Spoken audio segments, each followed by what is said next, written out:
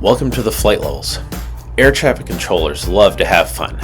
They may even like to play games from time to time. But there's one game they hate more than anything: 20 questions. Today, we are going to explore ways to help controllers not ask us 20 questions. Let's get to it.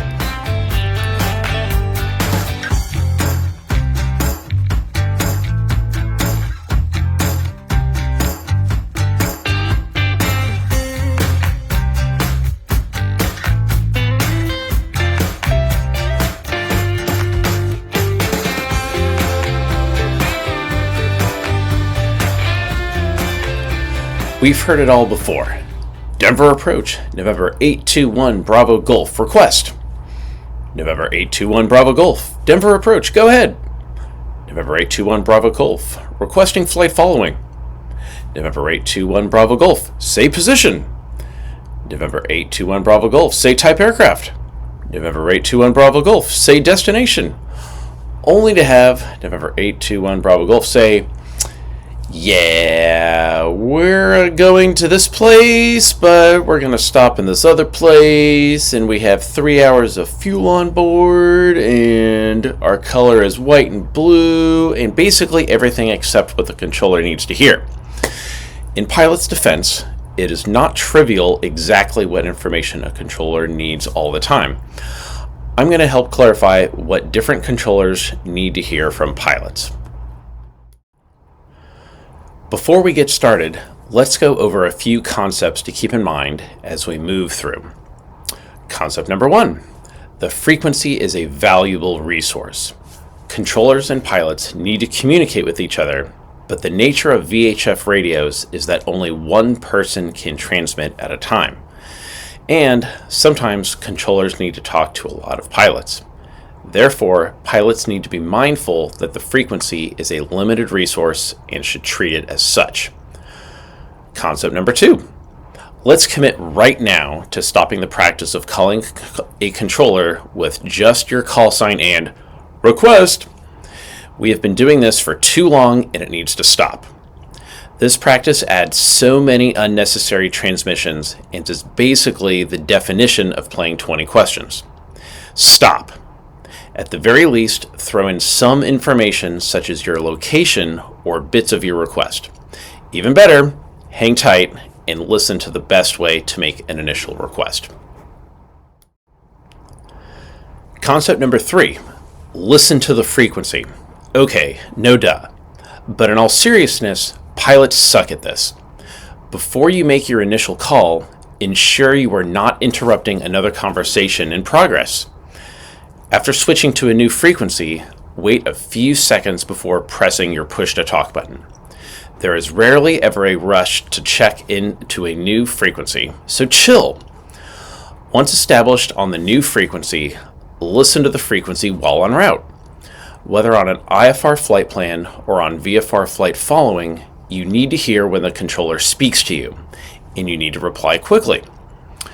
Controllers do not have time to repeat instructions to you. Further, I suggest always having a pen and paper ready to write down instructions. Alternatively, you can use a heading and altitude bug, so long as you keep both updated as you receive new instructions. Yes, questions are okay. If there is any ambiguity about what is expected of you, please ask. What I'm talking about is pilots who are distracted with another task and make controllers repeat instructions for no reason. Concept number 4. Controllers need to hear you read back instructions with your call sign, so be prepared to do so. Controllers need this for 2 main reasons. First, to ensure the correct pilot received the message. Second, to ensure the pilot accurately received the details of the instruction. If either of these did not occur, the controller must address the inconsistency. Help your controller ensure each instruction is received by reading back instructions with your call sign. Further, if your instruction includes a runway, no matter how obvious, the runway needs to be part of the readback. Runway incursions, wrong surface takeoffs, and wrong surface landings are major events that may be prevented by a complete readback. Here are some examples. Let's take a look at the airport diagram at Melbourne, Florida. Let's say we are at the south hangars and call ground control for taxi instructions. Melbourne ground, Mooney 321 Foxtrot Tango, south hangars, ready to taxi with Bravo.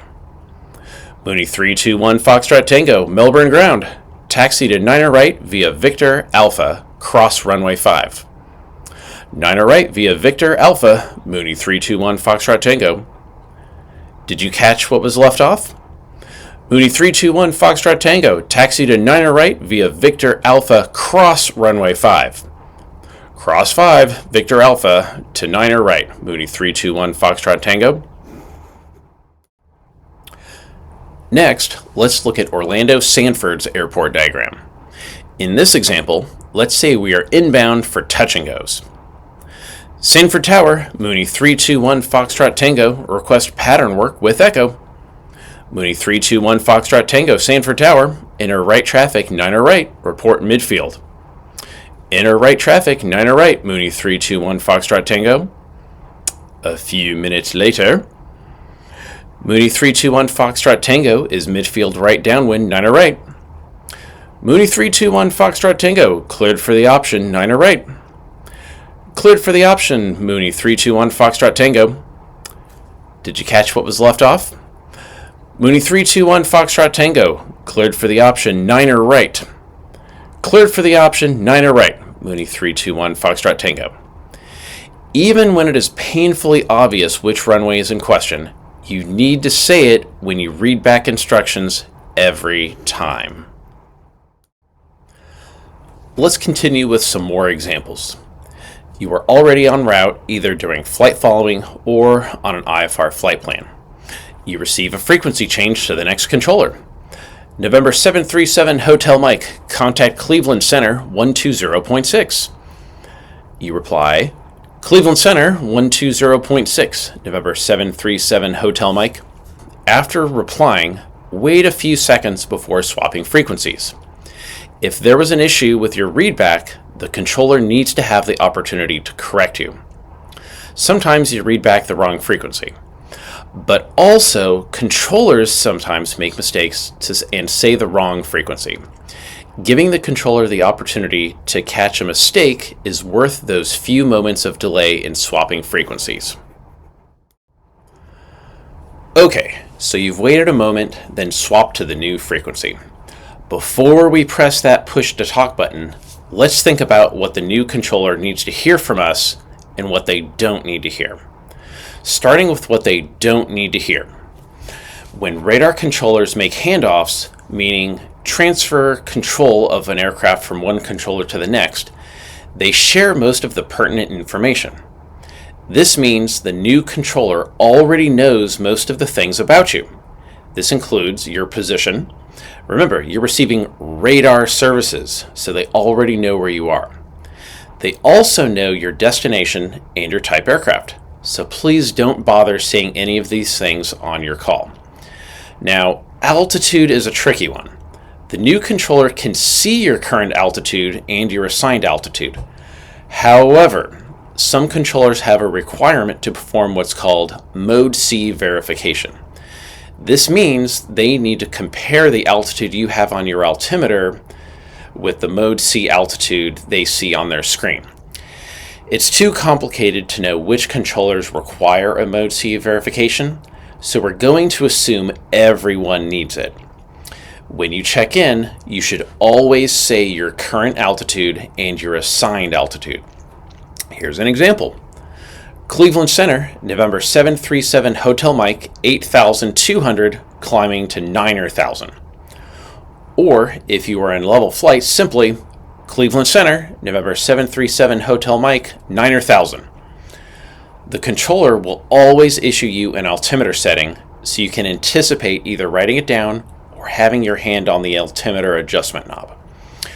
Okay, so checking in with a new radar controller, who you're calling, who you are, current altitude, assigned altitude if you're climbing or descending, then anticipate an altimeter. Next, let's talk about one that's near and dear to my heart. I feel the frustration of controllers every time I hear pilots requesting VFR flight following.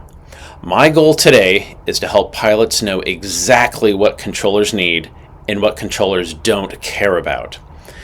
As we've already covered, do not start out by saying, November 384 Tango Papa, request. No, no, no. Let's talk about a better way to start flight following. Ultimately, there are only two items controllers need to initiate flight following: type aircraft and destination. That's it. Say it with me. Type aircraft and destination. Some controllers like to enter additional information such as equipment suffix, altitude, or route of flight, but those are not required. If the controller wants to ask for those, then that's fine. While type aircraft and destination are the only required elements, you will get bonus points for giving your location on the initial call-up. The reason for this is controllers want to ensure you are in their sector before they provide you services. If a controller starts a flight plan for you, but you are in somebody else's sector, this creates a little bit more work. Alternatively, if the controller sees you in a different sector, they may simply say, aircraft calling for flight following, suggest Denver approach on 126.1. No problem. Go to that frequency and make your request there. So here's our first example. Denver approach, Cessna 537 November Delta, 4 miles west of Gill VOR, Cessna 172, flight following to Lima Alpha Romeo. Let's take a closer look at some of the details. When describing your location, you want to select a prominent VOR or airport as a reference. Saying you are west of the city doesn't mean anything. What city? How far west? Also, be sure to say what relative direction you are from the waypoint. Saying Cessna 537 November Delta 10 miles from Falcon VOR does not narrow down your location very much. Saying 10 miles south of Falcon VOR would be more appropriate. Your distance from the reference VOR doesn't have to be perfect either. Plus or minus a few miles is totally fine. To the other extreme, how many of you have heard another pilot say they are 3.7 miles from the airport? Does anyone care about those 0.7 miles? No, nobody cares. Stop saying tenth of miles in your position. You can also skip your current altitude at this point. In a minute, when the controller radar identifies you, they will ask you to say altitude again anyways, so don't add it on the initial call up. Also, take note of how I described the destination. I spelled it out phonetically. I also omitted the kilo. Stick to the 3-letter ID. Everybody already knows airport IDs in the lower 48 states start with a kilo, so don't waste everybody's time saying it. Also, don't assume the controller knows what airport your destination is. When you say, I'm going to Denver, well, there are a few major airports in Denver. Don't make the controller play 20 questions by asking you which one. If your destination is more than a few hundred miles away, there's a good chance the controller also does not know the 3-letter ID of the airport. Denver Approach likely does not know the 3-letter ID of Sky Park Airport in Bountiful, Utah. If you just say the 3-letter ID phonetically every time, the controller will never have to ask 20 questions. All that said, here's another great example. Salt Lake Center, Cirrus 787 Whiskey Mike, 8 miles northeast Jackson Airport, SR-22, flight following to Uniform 68. Call sign, location, type aircraft, destination, happy controller. In review, we can help controllers by anticipating what information they need to hear from us. We can also prevent stepping on other pilots by taking our time when switching to a new frequency. The frequency is a precious resource, so we should take every opportunity we can to use it efficiently. Thank you for watching. Let me know in the comments if you learned anything. Share this with any of your friends who may also want to learn techniques to be a better pilot in the National Airspace System. Make sure to subscribe to the channel and head over to flight-levels.com. Remember, don't just fly, climb to the flight levels.